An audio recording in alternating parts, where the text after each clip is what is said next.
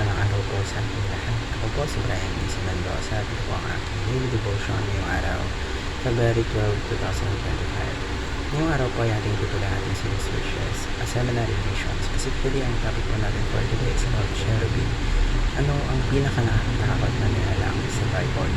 Ang ating talata po ay nagagaling sa Genesis chapter 3 verse 24. Sabi po dito, after he drove the man out, he placed on the east side of the Garden of Eden cherubim and a flaming sword flashing back and forth to guard the way to the day of life.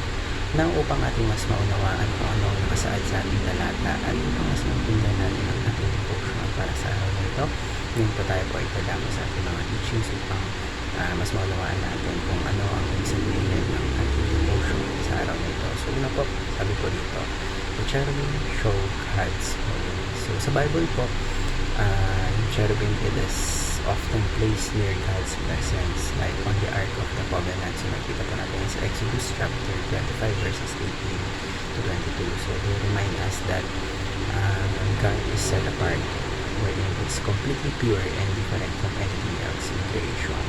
Ikalawa po, the cherubim show God's judgment. So kung maalala niyo po, when Adam and Eve is seen in the Garden of Eden, it is God placed cherubim with flaming swords to guard the way back of the tree of life. So pinapakita lamang po dito that God is just, sin has consequences, and His holiness cannot tolerate weakness.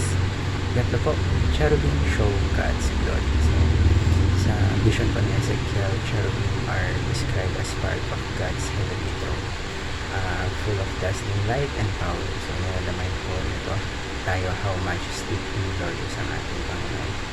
So paano po natin ma-apply ang mga katuran nito? Ngayon po tayo po idadako sa ating application. So ito po yung mga pwede natin gawin sa ating mga buhay para ma-apply natin ang mga katuran nito. So una po, sabi po dito, basahin ko po, be set apart because God is holy. So tayo po, yung mga followers na ating Panginoon, if we serve God, we should live differently.